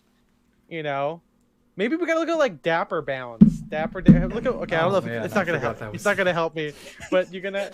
Okay, yeah, you're gonna see this. My Mickey Mouse outfit's better than that. Mine isn't even intentionally Mickey Mouse. Let's see. Yeah. That's let's finish this off. Yeah. Yeah, Disneybounding Dapper Day, because I feel like Dapper Bound might not have a lot of stuff. Yeah. Oh, I guess so. Okay, here we go. I mean, you're just gonna get a lot of ladies, and the ladies, they do it better. They look great. Yeah, I know they're so good. Like, let's see Jiminy Cricket at the top left there. The top, no, not the top left. That's not. Oh, I guess Oh. yeah, that is technically Jiminy Cricket. Okay, well, Which Jimmy? I mean Cricket? the guy. What's the guy? Oh, being? this right here. Oh, yeah. Never mind. I was wrong. But what is the? I don't know. He's being sweater Okay. man. Okay. So you've got maybe his character is just man accompanying his girlfriend to Dapper Day. Oh man, look below in the right, the middle one on the right. Man, you got Mr. Leo Zombie again. This one. Nope. Oh. Below the picture onto the right. Oh. Go all the way. That guy. What's he? Oh, is this? Oh, it's Wreck-It Ralph. It's It is Wreck-It Wreck-It Ralph Ralph. and Fix-It Field. No, it's Vanellope von Schweetz. God. Oh my god. Okay, like the girl. Okay, there. That Cinderella girl's doing a pretty good job right there. Yeah, you were just on it. This one. Right above that. Right above that. Right above that. Note to the right. Here we go. Which is kind of just a blue dress, but it's sometimes that's what it 1950s. is. Yeah. There you go. See? Oh, even better. There, she even has her hair tied up. She's kind of doing a sad pose, kind of like. Yeah. I'm I'm so glum. Then we got. Is this like Mary Poppins? This is like a very 1910s like ladies This outfit. This might be like a dapper version of like a restaurant or something. What? Remember? Yeah, because you're like you could be because you. Okay, you don't remember this? Okay, so it was. I'm really a cool. dapper restaurant. I'm No, okay, Chick-fil-A. well- I'm McDonald's, but fancy. It's Wally. It's Wally, dude. Look at the bottom, the Oh. caption. It's Wally. But that's kind of an interesting idea. Like, it's definitely like taking it out of, like. I think that You okay. would- So your problem is that there have been no men that have ever successfully done this. Yeah, exactly. But if Like, you just- if you think about it in this way, as in you transform the idea of a square trash compactor robot into this like Victorian, 1910s like 1910s. Edwardian like women's wear, like really cool women's wear outfit. Then Yeah, and I was gonna say, so another good thing to address what I was talking about Disney bounding an inanimate object, or a location. It's a woman did the teacups, like the design on the teacups was like the embroidery on her like skirt of her dress, and so she was like the Mad Hatter's teacup, Alice in Wonderland thing, we have which is cool. teacup. Let's see what else there. Okay, what's that guy right there sitting down? What's that guy like? With his girlfriend right there. This one To right your here. left. Yeah, let's see what this is. Can We you have no guess idea what this before is. I have to click on their Tumblr. Okay, let's guess. Let's guess this one. This is actually a good game. Oh, what else is- that guy was dressed No. as Eve. That's the Oh, Wally. Eve. I see. Oh wait, hold on, Okay. hold on. Oh shit! Our Disney bound. Here we go. Oh, that's cute. See, I mean, I could do if Isabel wore like a brown dress and I wore like my Palm Beach suit. Boom, Wally and Eve. Yeah. And again, to me, that's Dapper Day. Like it's like, oh, OCBD plus Reptile Ivy, right? Like that's like it. There you go. I mean, not like amazing, but I feel like this is kind of like this is a better than strategy the idea. other shit we've seen. Yeah. Okay, the Rescuers. Gotta. I mean, that's kind of a look like cotton work jacket. Oh, Oh, I remember this. That was a big deal. yeah. She's Like, where she low-key wore the Disney purple- bounding. There you go. And then there's I think that's a good Buzz and example of Woody. it. This is Buzz and Jesse. yeah, that okay. There are some characters you just can't Disney bound as. Like Mhm. you like Buzz with purple, neon green, and white. You can't do That's it, hard. man. Yeah. This is very... That's what you'd see at Dapper Day. Yeah. This is kind of just a funny image because it's like me and the homie, like we're hanging out. Also, this is like 3 years ago, you know. Yeah, 3 years See, ago. the women always do it really well. God, votes for women? Oh, come on, dude. Yeah, women should vote. Oh no. Is this a Pause. Disney- Pause Disneyland? for a pit stop. Is this a furry thing? Why do their eyes look kind of fucked up? Yeah. Okay. Winnie the Pooh Okay, posted. Yeah. By the way, did someone said that Kiyoshi's outfit was Winnie the Pooh? And so if you go back to the blog post and you Command F and find Kiyoshi. No, Command and then go to like one of the other ones. Keep going. Keep going. There you go. Scroll. Just scroll. Keep going. So yeah, these are great. There, go back up. It's fucking Winnie the Pooh, dude. It's Winnie the Pooh. You just Like- Winnie the Pooh, bro. But it's like you can do it. But here, like, let's finish this off by looking at some of the stuff in our article here. Should I just scroll back to the top and look through the images? You don't have to. I mean, you Okay. can. Yeah, whatever. It's fine. Whatever. But like, I like this idea where it's kind of like, you gotta pick like the cinematic character that Yeah. you are. Because as like, again, here it's like it could be 90s. It could be this guy going to a John Williams concert, but who has taste in fashion. Who knows? Or sometimes something, Spencer and I, what we would do is like whenever we'd go to a party, we'd be like, okay, here's like we gotta be like cocktail attire. I remember this specific image being used on like Gentleman's Gazette or something for an explainer on As, like, what is party. cocktail attire. And yeah, so I would always think it's like, oh, if Which you're is going crazy, to 'cause like a if fancy you- party. Because if you look at this, there's a guy wearing a 3-piece pinstripe. You got a 3-piece window pane, which is casual, and you've got a guy in like a stroller suit on the Mhm. left, which is like, More formal. That's like yeah, it's like less formal morning dress. yeah. Or you Um, can be like any of these guys. You want to be like the guy wearing the suit in like a dive bar. You want to be a guy at the dive bar where Andy Warhol walks into. yeah, making movies. And yeah, I mean, making That's a movies. cowboy. That's a Yeah, cowboy. there's Batman. I mean, it's like it's kind of fun to think it's like you could be the Batman villain in the wide double-breasted suit. Or is that a villain or is he saving him? It looks like he doesn't look super happy to see Batman, so I'm assuming Okay, all that right. he's a villain. And of course, there's My Dinner with Andre. Where again, there's even small scale stuff Small can be snails? cinematic. Yeah. And again, like it could just be this idea of two guys going to dinner. It's the idea where the bigness comes from. I think is a little bit of like main character syndrome, or what I've called before is like narcissism, where you kind of just got to be like, this is my story and this is what I'm in. Or you can even be like, okay, well, I'm gonna be the supporting character. I'll be the kooky supporting character wearing like a fun sweater or something, And I feel like that's kind of another way to think cinematically. But yeah, I gotta watch this movie, man. Gotta watch this damn movie. Yeah. Ooh. You got Inside Llewyn Davis, that's right? A good, Which that's is a kind good of one. I mean, this is like a cool. Someone talk for a second. yeah. We're Okay. talking. My headset keeps making like popping sounds that make me think it's dying, but it's not. Hmm. But yeah, this movie's. I mean, this is like kind of a. It's like I don't know. Like in this movie, he's like technically homeless and has like basically one set of clothes that you see him kind of like repurpose the whole movie, which is I think kind of a fun thing to think about your wardrobe too. It's like, oh, what if I just had a couple things? Here's Indiana Jones in the James Bond tuxedo. That's right. Then you got him in like fucking 80s low gore, really low gore. Yeah, we'll probably do an episode about Indiana Jones. We have to at some point. Yeah. But the suits aren't always great. And then in the 50s, right? It's This actual. is 50s, better. which is good.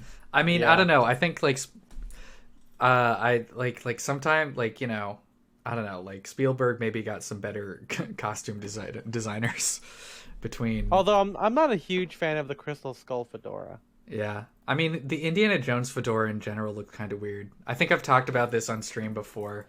But one of my Yeah. favorite things to do every couple months is check out the subreddits that are like related to the Mandela effect, but specifically the ones where people are fully convinced about like the universe shifting stuff, because they get like freaked out about the weirdest stuff. But one of my favorite posts, it was someone just like the post was just titled "Google Indiana Jones and tell me what's wrong," and all the comments were like, "Why the fuck is his hat so big?" And it's just like You know, when you look at it for a little bit, yeah, it's a weird looking hat. The Raiders hat is the worst hat. Look it up, man. John Lasseter cosplay. Yeah. Look at right there, right the first image. Yeah. Like his Raiders hat sucks ass, dude.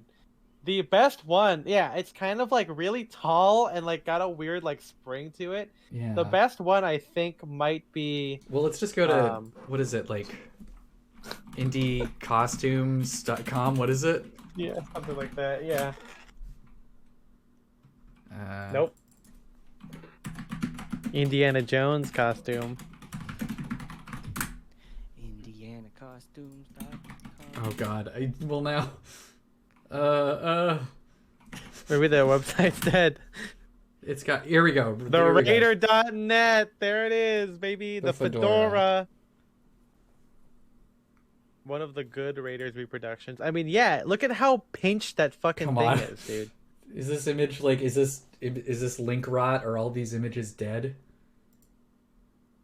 I think they might be. Jesus but Christ. okay. There's a fan art museum. What? Yeah. Okay. So the best one is either the Temple of Doom. Temple of Doom doesn't or look bad. Yeah, Crusade is kind of pretty good too. I think Crusade looks more like mine. Hmm. I mean, I love the Indiana Jones fedora. A brown fedora is just so good, man. Yeah. I hate the crease in the Raiders one. It looks like a fucking ass, dude. It literally looks like a butt. It does. It's a very prominent crease. Yeah, you could see in this one it's much softer. Is this supposed to be like the hat that he got in like 1912 or whatever, 1918? Yeah, is this? Yeah, look up fedora guy Indiana Last Crusade. Richard Young. Garth. His name is Garth. Garth? Wait there, bottom picture, bottom right. Right there? Nope. There it is. Nope. This? Left. Oh. No. That? Yeah, click it. There. Now we can see the full glory of this outfit. Oh yeah, let's see how 1912 or whatever 1919, whenever this is supposed to be. Damn.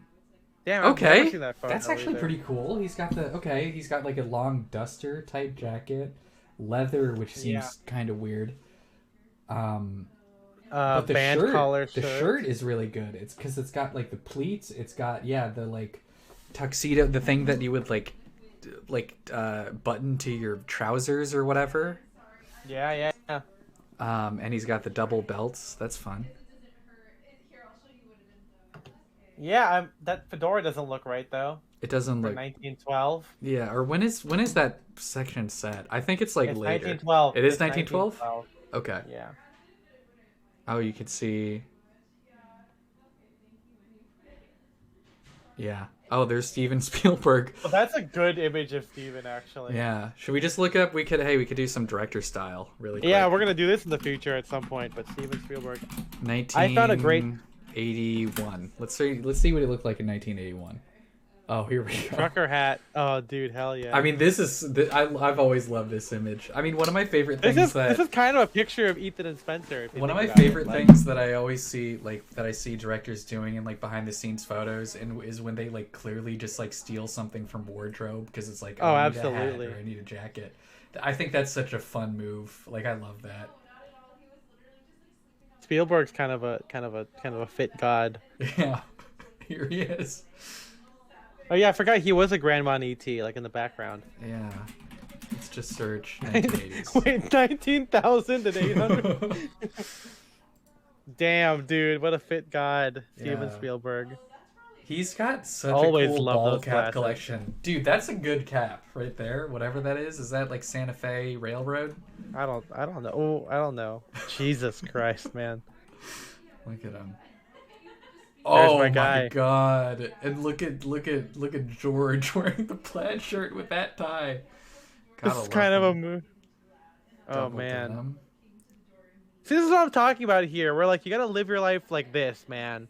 Yeah. And I think one of the big things that we talk about that maybe we don't really talk about is to yeah, to live your life cinematically, to kind of get that main character syndrome. I think that's where social media kind of comes into play here, where you kind of have this control over the world here, like Steven Spielberg. Like even if he's making movies about other people, I feel like the idea of he's clearly in something. You know what I mean? Yeah. Like there's like this kind of cinematic energy to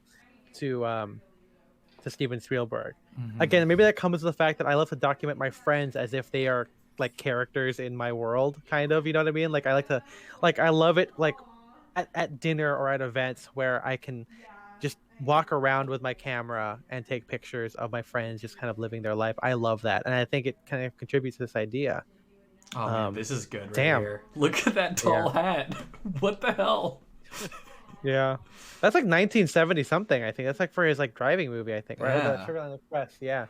And it's really funny seeing how cool he looks here, and then you see like the full outfit. Which where is it? The shorts just completely destroy like the mat. No, wait, this is a different outfit because he's got the same jacket but different shirt. Okay, well that's different. Fun. You could see him rewearing stuff. What else we got here? Should we look up another director? What's another? Ford Coppola. Francis Ford Coppola. Sure, 1974. Oh, here we go. The scarf. The artsy scarf. Yeah, hell yeah, dude. Oh, dude, that's kind of an engineered garments jacket right there. With the... yeah, look at all those pockets, man. Yeah. Look, oh, it's mentioned in the related images. Look at that with the young George Lucas right there. Oh, that's great. George looks so good with that sweater. I mean, like if you look at this picture and you're like, okay, who directed The Godfather? Who directed Star Wars? You can see. Picture would tell you that. Yeah. Now, I always think it's funny that Roland Emmerich was a part of American Zoetrope, and I'm like, was he like the bastard child of American Zoetrope? Like, I'm gonna make a movie where the moon comes, where moon falls. Moon falls. Oh, beret, Spencer. Wait, where's the beret? Oh, right here. Row, right there. Oh my god. Put that in live. Put it in live. Put it somewhere, baby. It's in live. There how about Kurosawa, dude? Let's look at Kurosawa. Yeah, we're gonna have an episode on director fits where we just talk about directors and their fits. Yeah. Come on, they're hiding the stuff from me. Show me.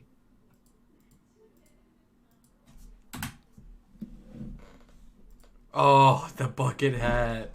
Yeah. Oh wait, here we go. That's what I'm talking about. Come on, I need the higher res. It's right at the top, bro. What? No, it's to your dude. It's right there. What? Oh, this? Here we go. There we go.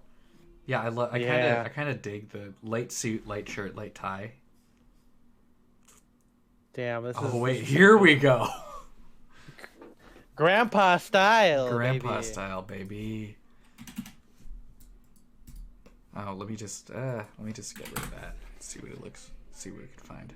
Oh, here we go. This is. I love the sunglasses, a la like what's his name? Fucking French guy. What's his name? Fuck. Oh, Godard. Godard. Yeah, I love it. Speaking of, this is cool. The jeans with the white gloves and the leather jacket. White gloves. That's so good. I love that. Let's look up Godard. Jean-Luc Godard. That's not how you say it. That is how you say it, actually. I mean, hey man, sometimes you don't gotta go bald. Sometimes you just gotta embrace that widow's peak. You know, like Job. Is anything more cinematic than smoking? That's true. That's true. Oh wait, no, she's wearing a dress. We're fine. It was just backless.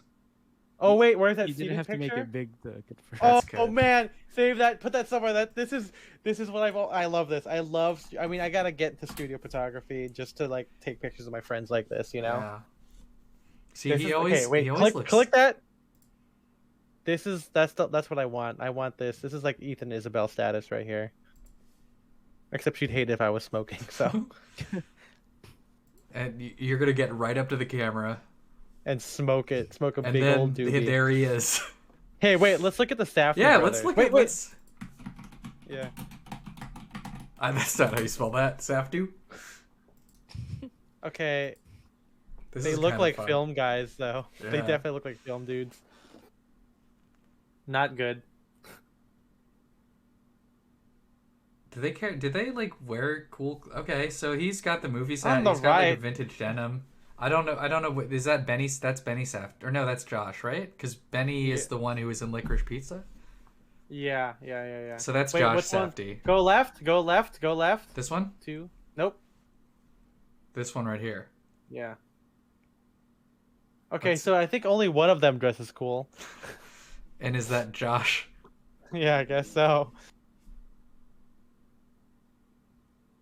Maybe not in that picture. Or that picture either. He's Okay, got the maybe movie that set. picture. Let's Yeah. see. He's got a tie bar that's way too high, but triple patch. Oh, but he left the tags on the sleeve. Damn it, Bro, maybe he's doing that on purpose. Like he's like Yeah, friends with it's like Mr. an Mort. dude. And It's like an ironic thing. Yeah. Hey, how about we look up Mr. Mort? I don't know. Yeah, He's I a mean, director. Mr. Mort kind of. He's a director he? of photography. That's not him. I don't know why I spelled out Mr. all the way. It's not. Well, I That guess is- it that is. is what it Oh, is. okay. It Never is. mind. Yeah. Damn, dude. But I mean, he's New involved York. in the movies because he like helped out. He did something with like Uncut Gems. He worked with the Safdie brothers as like a consultant or something. I mean, I worked on movies too. That's right. You worked on Uncut Gems. Yeah, I scored Uncut Gems. You told them this is what it's like to Yeah. bet on sports. I mean, I can say I've been in a movie with Academy Award winner Melissa Leo. I've been in a movie. I was an extra, of course, in the That's right. sequel. In the sequel to Unbroken, the Angela Jolie directed movie about what Louis Zamperini, is that the guy's name? Yeah. But anyway, I was. Did you see Angelina Jolie? No, because she wasn't, and no one from the first movie was involved in the Oh, sequel. shit. It was a Christian movie, and so have you? You know the like Audie Murphy movie, like To Hell and Back.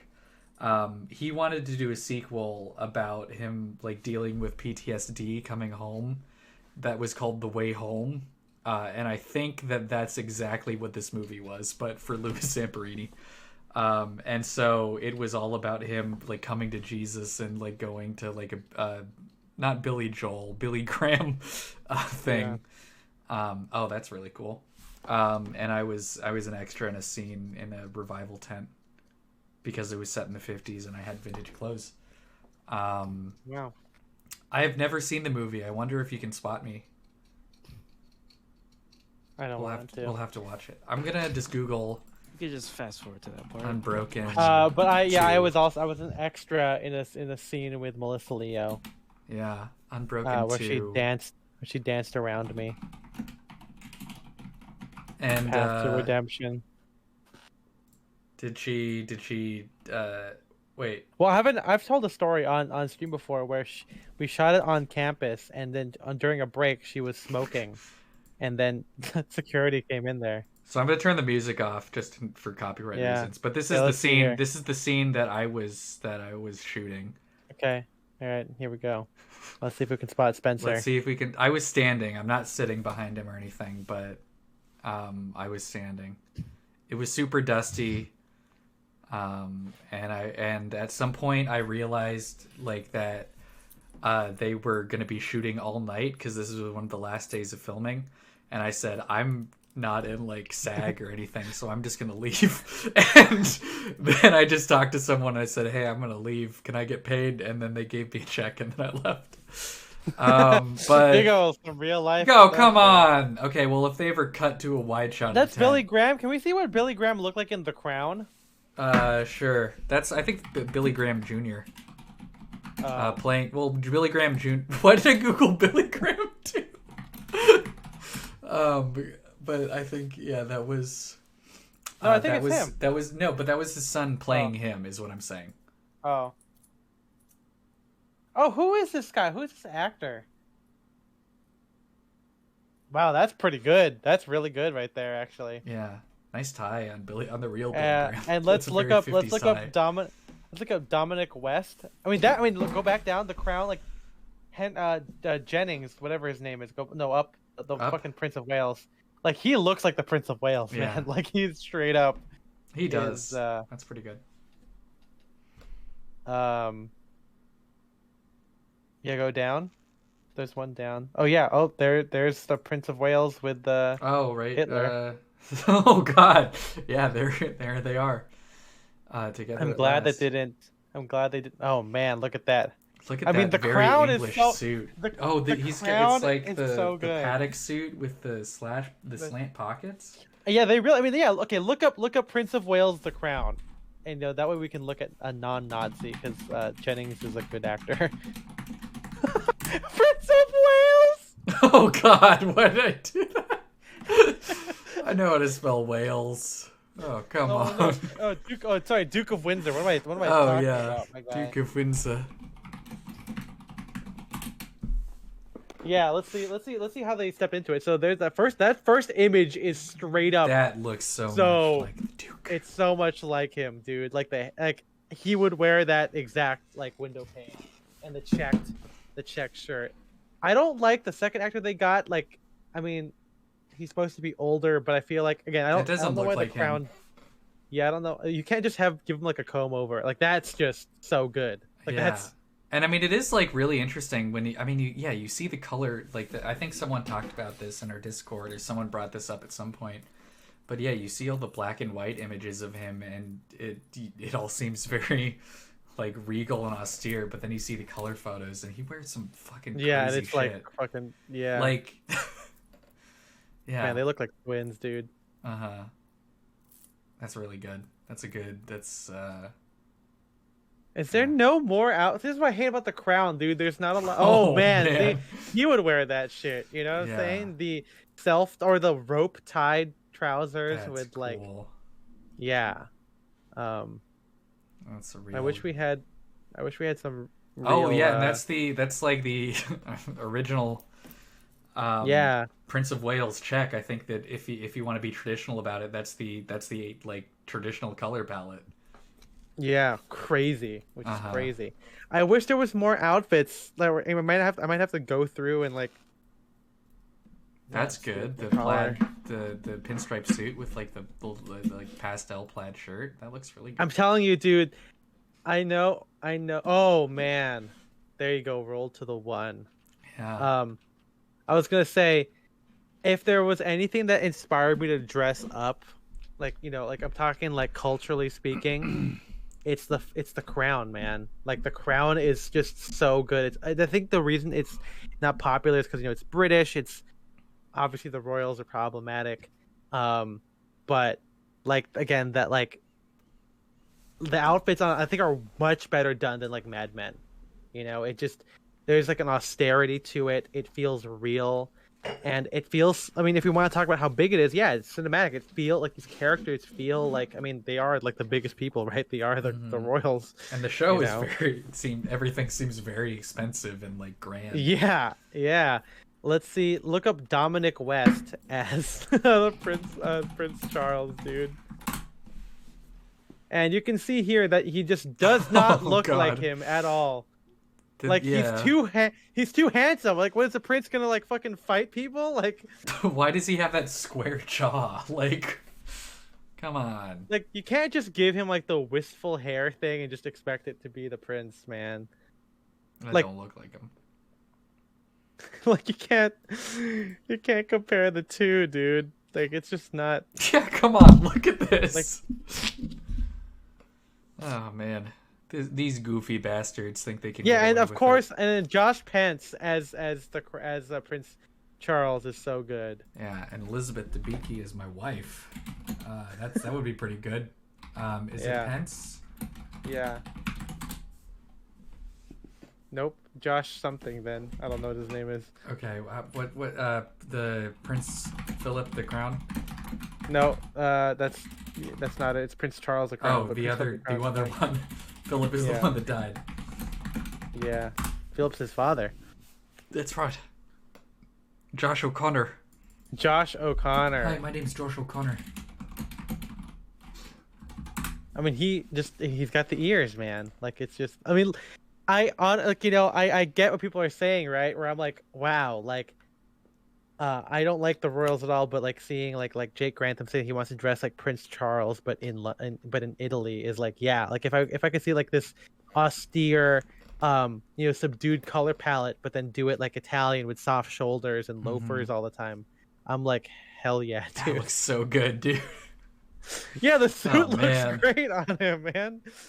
Even look up there, look at the one above that image with him in the safari suit. I feel like that's like fucking sick as hell, dude. That's like, great. I don't know how like actors don't do like TV shows or movies like this and then just decide to dress like this at all. Like or all the time, you know what I mean? I can't think of a well-dressed actor other than like fucking Daniel Day-Lewis, right? Like I can't think of someone. I do love that. I know this is not about the crown, but that Josh O'Connor is slouching like all the time. Mm-hmm. Like I don't know. It. Yeah, it's so good. You gotta watch The Crown, man. You gotta watch it all the way through. Damn Crown. It's fantastic.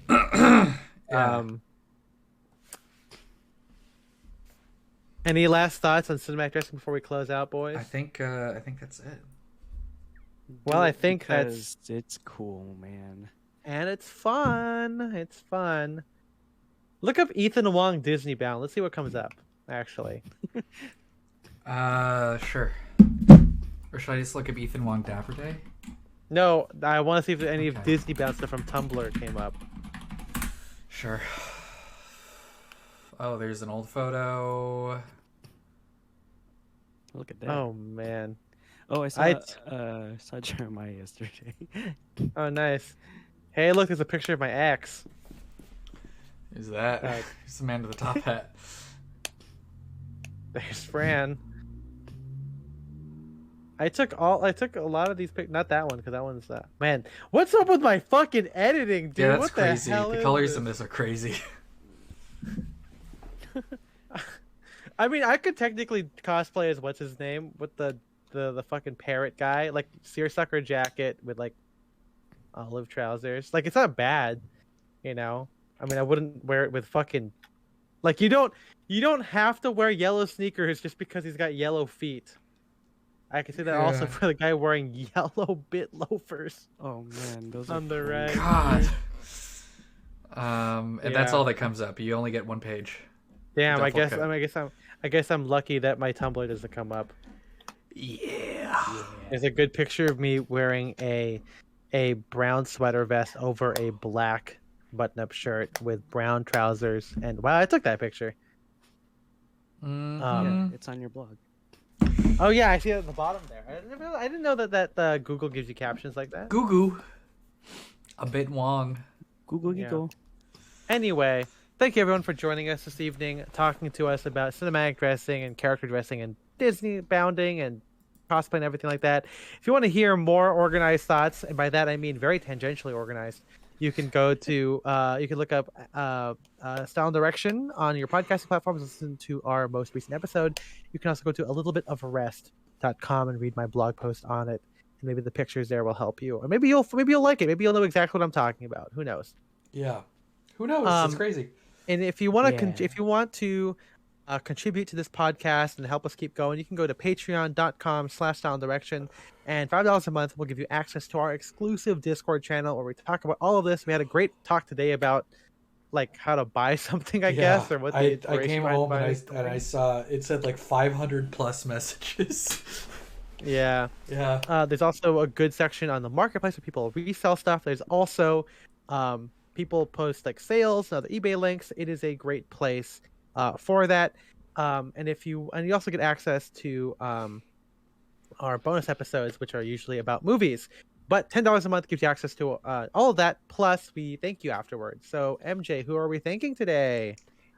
We are thanking our Sidecast fanatics, Austin Malat, Shane Curry, Philip Gregard, Audrey Jessica, Jared Colian, and Henrik Wilberg. We thank you.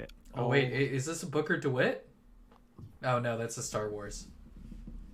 Yeah, it's Darth Vader and the Emperor, maybe? Because doesn't the Emperor wear that the red... I was going to say the the guard. Or that too. But remember, but the Emperor wears a red robe, right? Yes, in the Clone Wars, yeah. In Revenge of the Sith too, at the end of it. In the prequels. I guess so. Yeah, I love the Darth Vader one where like the buttons are all different and he has sunglasses because the mask or whatever. And also, it's bright out, man. Yeah. Thank you to our SadCast fanatics. We'll be back on Monday with a gaming stream. We'll see you guys in the next one. Bye bye.